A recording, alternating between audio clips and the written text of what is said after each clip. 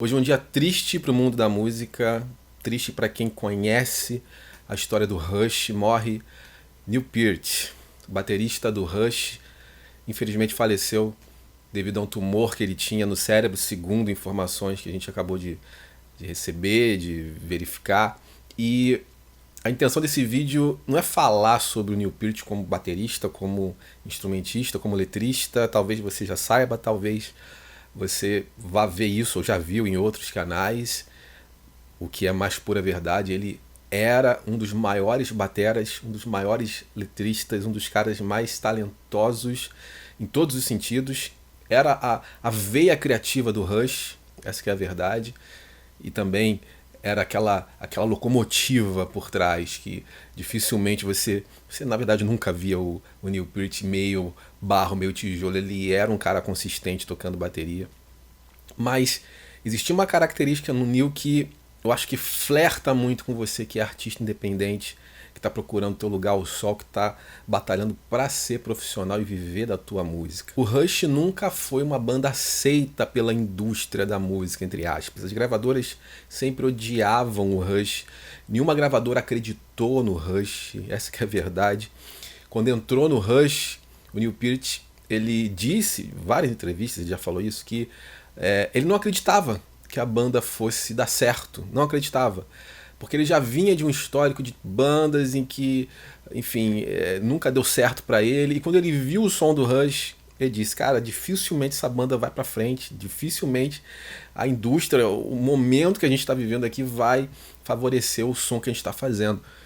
E o mais interessante é que, quando perguntado, por que então você continuou? Por que você foi à frente? Por que vocês então não desistiram? E ele disse uma frase que eu acho que resume o porquê que um artista deve fazer música. Música pra gente sempre foi missão. A gente tinha que fazer isso, independente do resultado que isso fosse gerar. E é muito louco você ouvir isso. O Rush, ele foi categorizado com diversos nomes. Foi banda de hard rock, já foi banda de rock progressivo, já foi banda de heavy metal. Ninguém consegue exatamente definir o som do Rush. O que a gente sabe, o que eu sei, é que foi uma das maiores bandas que já passou aqui embaixo.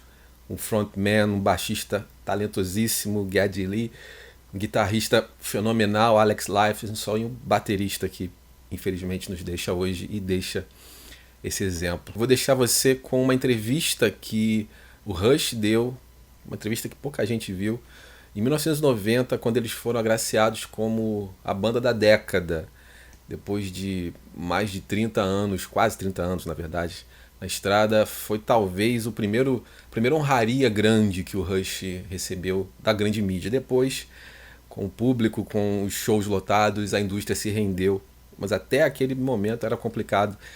E a gente vai ver agora o Rush falando e o Neil falando sobre um pouco dessas dificuldades que eu falei aqui. Que fique o exemplo, e eu vou deixar na descrição do vídeo 2 links de 2 álbuns do Rush que eu curto demais, eu amo demais. Tanto musicalmente falando, conceitualmente falando. Eu não vou falar de conceito aqui de álbuns, porque o Rush daria, sei lá, umas 30 horas só para falar disso. Vou deixar aqui o 2112 e o Fly By Night, 2 álbuns que marcaram, para mim, a existência da banda e mostram o Neil Peart como um fabuloso batera e um grande letrista. Tá aqui embaixo na descrição, escuta. A gente vai ficar agora então com a entrevista que o Rush deu e o Neil falando um pouquinho sobre essa realidade, né? Fica a homenagem e é isso. I joined right on the crest of everything when the American contract had just been signed, and they had already started to set up a U.S. tour and everything.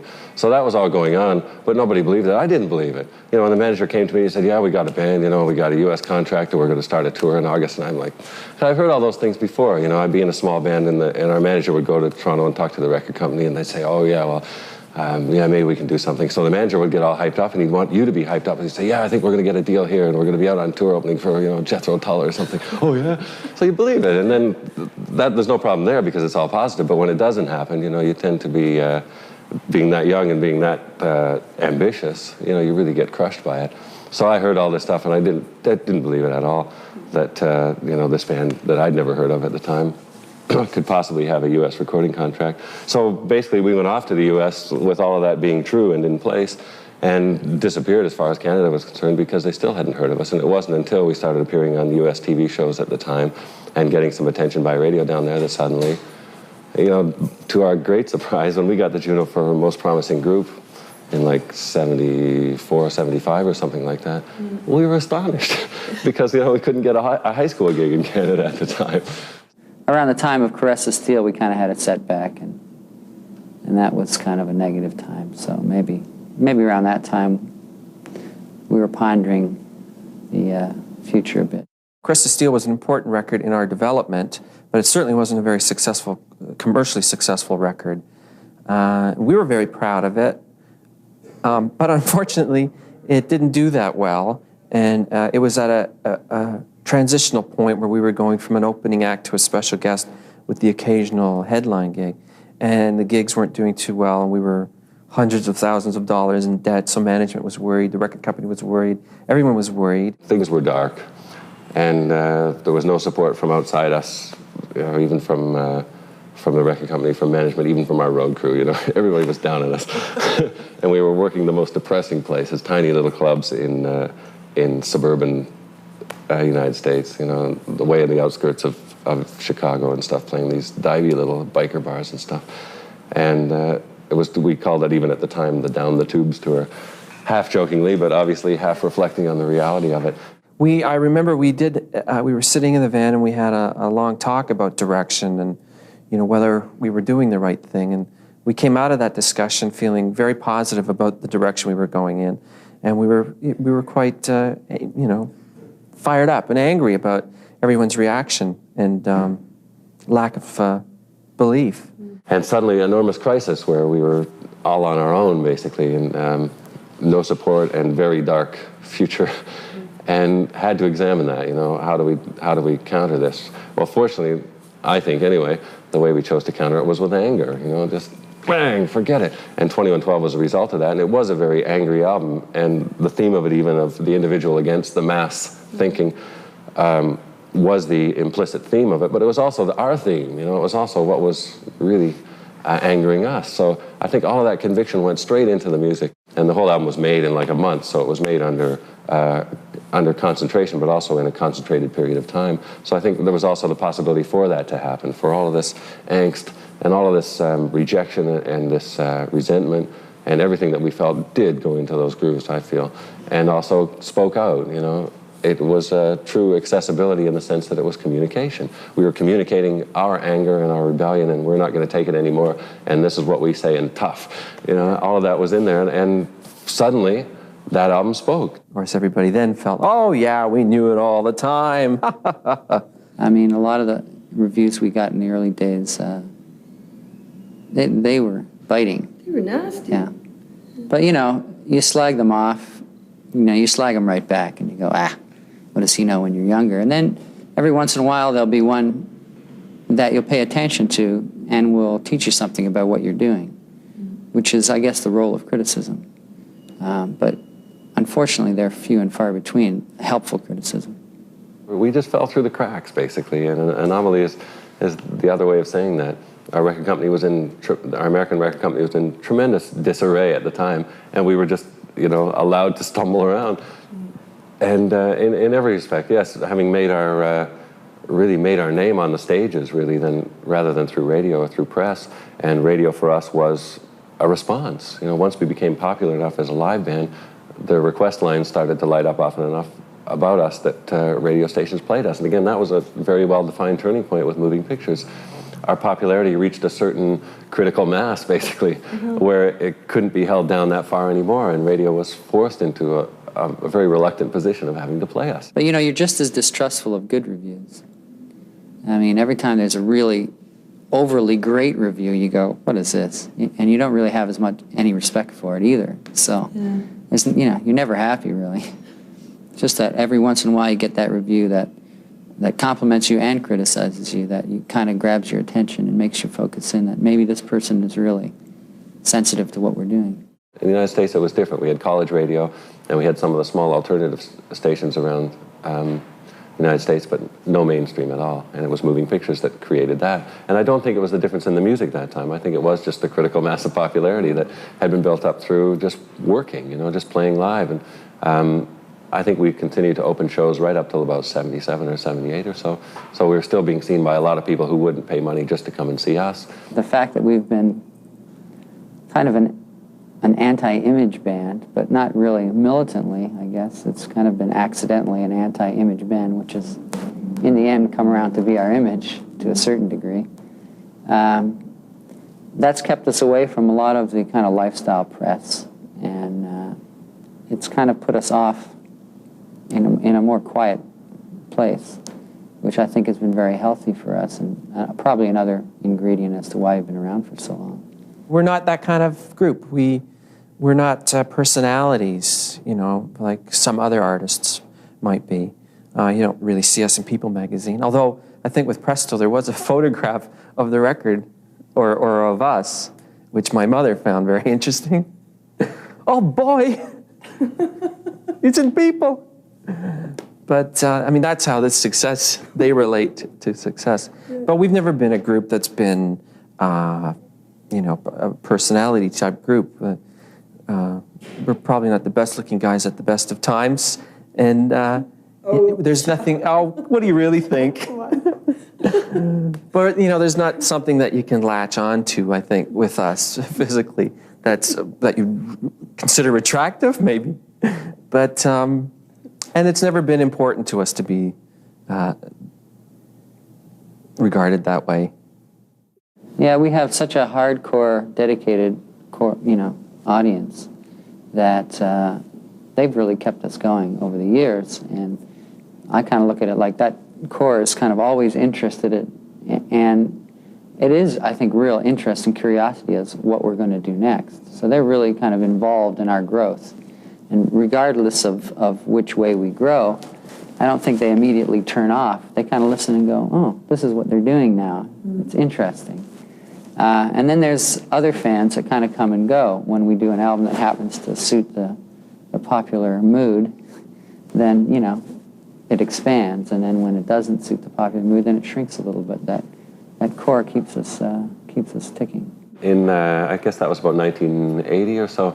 People were coming to our concerts that, you know, I don't think they had any idea why they were there, but it was the thing to do that year, to go see Rush. So I think everything doubled for us that year. Twice as many people were coming to see us, twice as many people bought our record, and then with the next record and the next tour, it all went back to normal. I mean, our audience has really grown with us over these couple of decades. You know, we're not the only ones with thinning hair in that hall. There are lots of our fans that are, you know, our age, that have been there since the first record, or maybe the third record or fourth record. And that's I think, the most rewarding thing of it all, to see the people that have been there and supported you and grown with you all along and never wanted anything more from you than another record. Because I don't think in terms of those kind of records, so I think in terms of how many albums we've made and, you know, how many songs, how many hours in the studio, how many days on the road. That's what I remember when I think back to our history. I don't think of so many units sold in Swaziland or wherever, you know. That's an abstraction that's really hard to come to grips with. But it's the memories, it's the wrinkles on the face, it's those kind of things that kind of spark, you know, memories of the past and all the things we've done. There have been records we liked a lot that have been overlooked, and never understood why. But then sometimes later on they have a renaissance, and suddenly people start to go back to them and realize what eluded them at the time. Maybe Grace Under Pressure was like that. I thought it was such a record for the times that, again, it would have that accessibility built in, that people would just respond to the things that I was feeling and the things that all of us put into that record. But it didn't really happen. It was greeted by kind of consternation at the time, even by our fans. And yet later on, I knew it came to be a favorite, you know, considered a favorite album among a lot of our fans. So it's gratifying that does happen, that eventually turns around and something you believed in enormously. Because early on, that can be really frustrating if you really believe in something a lot and then other people don't. Yeah. It's like, oh, what do we do? You know, I think the 2112, I think that was one album that was us. Nobody else sounded like that. And probably Farewell to Kings was another one of those records where we were very happy with a new place that we'd gotten to musically. And moving pictures, and to a large degree, Presto was that kind of album. Perhaps we've influenced some other artists or some other bands in that you can do it your own way, and you can be successful on all terms by doing it your own way and keeping everybody happy, and therefore giving yourself freedom to do things the way you want to do them. We never felt like we were going against the grain, except when people would either tell you or things would not be going so great, and you felt like you were going against the grain. But really, we just did what we did. There was no great master plan, and there's never been. It's like we were starting to write this coming Monday, and none of us know what the hell we're going to write. We just get together, and everybody's a little anxious, and something comes out. There are bands, a few bands. Dream Theater is an example of a fairly young band that's writing in a style that pushes their musical abilities to the furthest point, and they can. And there are a number of bands that are like that have said that we've influenced them that way, and that's certainly satisfying to know that there are still a lot of young musicians that really want to go out there and just be great musicians. We were lucky in so many ways. The element of chance just shone for us, because if I wrote down the things that we set out to do, to be the kind of band that wouldn't be dependent upon this and wouldn't compromise for that and wouldn't tailor ourselves for pop radio and all that and wouldn't play the role of pop group and wouldn't have giant hair, all the things that we wouldn't do alone, let alone what we decided we would do. If you added all that up, you would definitely write under it, forget it, failure, no hope. And in retrospect, I see it that way too. It's astonishing to me that not only did we break through, but we have survived up till now. I think part of it is that we're a three-piece band. You get three people, it's often easier to work that way than more than three. You tend not to break into factions, obviously. We get along very well as friends. We really enjoy each other's company. We laugh an awful lot. I think that's probably been the key, is our collective sense of humor over the years, and it's helped us to weather some of the tougher times.